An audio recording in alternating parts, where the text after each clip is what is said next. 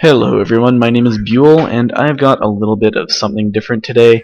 A lot of people have been posting Gears of War 3. I've had the game since the day of the release, I just haven't really recorded a lot, so I haven't really played online all that much. I've mainly played campaign and a lot of bots. I'm not completely terrible at Gears.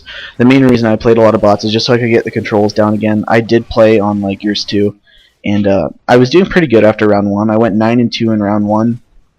And I decided to record the second round, and it ended up, this is a casual game with multiplayer, just so you guys know, if you do want to get used to it and play against the people that are probably in the lower category of skill level, play in the casual game. That's why I do really well in this game, just because these people are really not that good at the game.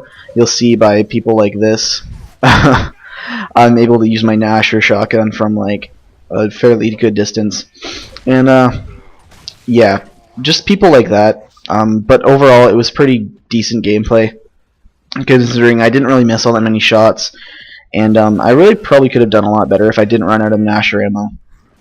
I get outplayed like maybe once or twice, but that's just because the people in this game aren't really all that good for skill level. That's what the casual playlist is for, and at the end you'll actually see that you can graduate out of it. I probably only played 3 games of casual, and then I graduated me out, and that's just a good way to get used to the multiplayer if you want to get going with it. And after that, I wouldn't recommend playing ranked unless you want to have a lot of people sitting at the back of the map not really doing much, and if it's really slow paced, if you're used to like Call of Duty. I play ranked a little bit, but I mainly just play standard just because the bots tend to be easier, and it just makes the game a little bit more enjoyable when I don't get completely ass-raped by the people that have played Gears for a long time. And one tip here, smoke grenades, people don't realize that you get stunned by them, so if you see a person like that that's just completely oblivious to that fact, throw it, and yeah, it'll do that. And one more tip that I really only have, I only have 2 tips, which is smoke grenades, and the other one is using the Nasher shotgun. When you get damaged with the Nasher, don't zoom in. Use the gear on your screen. It acts exactly like the reticle. If you don't know what the reticle is, that's basically just your sights. It's perfectly in line with that, so just use that to line up your shot while you're hurt instead of taking the extra time to zoom in. And hip firing with the shotguns, if you get used to that, it actually becomes a lot more useful in this game. But overall, I would probably rate this game like 9.5 out of 10 for campaign. There's a few little things that I didn't like just because they didn't tie up some loose ends, but overall they might do that in DLC, so if they do that, then the game will probably be upgraded to a 10 out of 10 in campaign, in my opinion. This game is ultimately better than Gears 2. Gears of War 2 was just a shitty game, and I'm actually enjoying the multiplayer on this.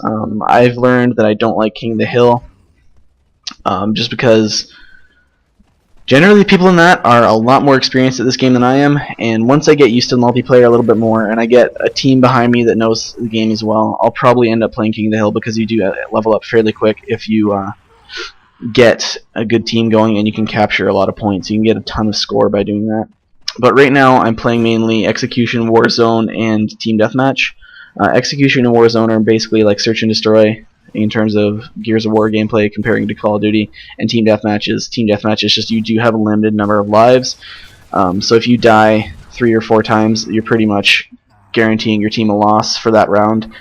There's 3 rounds for Team Deathmatch, and it makes the game a hell of a lot more balanced because you're switching spawns and restarting, as opposed to just switching spawns throughout the entire game, and I'm finding that it just makes the game a lot more enjoyable. I steal a guy's kill here with a headshot and roll out of the way. But the thing about this game is, if you do steal someone's kill, you only get like plus 10 if you do basically the just finishing blow. But it's better off to kill the kid in non-ranked games, because they can stand up by themselves. So if you leave them and the person doesn't execute them or finish them off with their gun, then they'll just get back up and that live will be wasted. So it's just not really worth it. But yeah, this right here just basically shows how inexperienced these people are. On a ranked game, I probably would have lost that gunfight, and right here I definitely would have lost.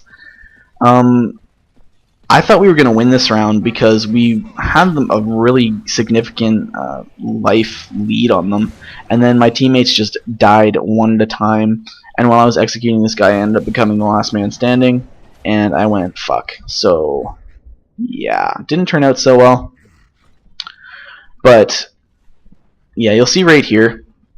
I do know he's coming. I used my sound to my advantage, and I played it almost perfectly, but he got a lucky headshot on me, and I missed my shot.